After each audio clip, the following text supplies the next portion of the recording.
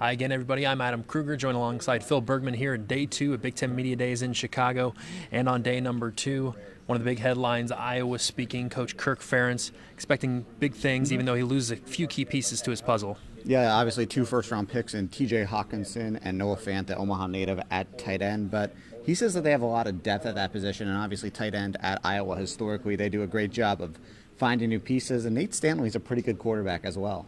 Yeah, so with a senior quarterback, Kirk Ferentz expecting big things from his team as well. Speaking of expecting big things from his team, Big Ten preseason favorite, Michigan Jim Harbaugh, the very last coach to speak at the main podium on Friday, and the Wolverines head coach embracing the big expectations. Never know what you're going to get out of him, but he seemed very confident about his squad this year. I've never got to see Jim Harbaugh in person until today, and he is a firecracker to watch. He said so many great lines, great quotes, but the one most intriguing piece he said was he had these comments on Thursday talking about former Ohio State coach Urban Meyer and saying that controversy and scandal follows him wherever he goes. He had the opportunity to walk back a little and ask if that was maybe taken out of context, and he said no. And he said that stuff like that with Urban Meyer's been reported in the past.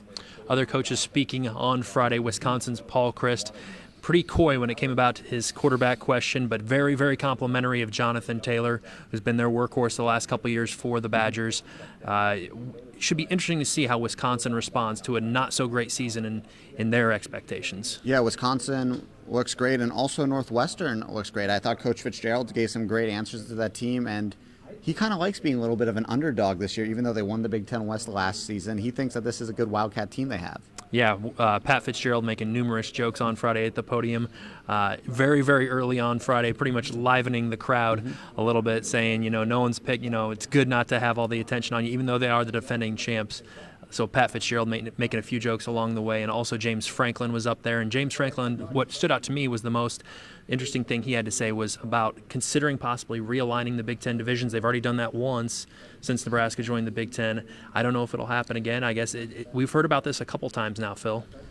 We've been hearing about it all week, and when the Big Ten Commissioner Jim Delaney spoke yesterday, he said that this was not going to happen anytime soon. But it's fascinating that multiple coaches, when asked about it, said that they want to change to the conference format, maybe an easier strength of schedule or something that really helps them out, because Penn State was a team that got hurt in the college football playoffs only 2 years ago. Also going here on Friday, the Big Ten fan luncheon, former Nebraska coach Tom Osborne speaking there, and also the current Big Ten coaches signing autographs for fans. Quite the scene in that room, with the Big Ten players taking their picture and Big Ten head coaches taking their picture. Any impressions from that? It was a wild scene in there. I thought there would be some fans there, but it was an absolute zoo. I was joking with the Iowa staff that Coach Ferentz and Coach Frost are going to have carpal tunnel by the end of it after all the autographs they signed, and I loved seeing the mascots out there. They were having a great time with the fans as well. Yeah, it looked like the fans were having a great time, the coaches as well. That's going to do it for now. For Phil Bergman, I'm Adam Krueger, wrapping up our coverage from Chicago.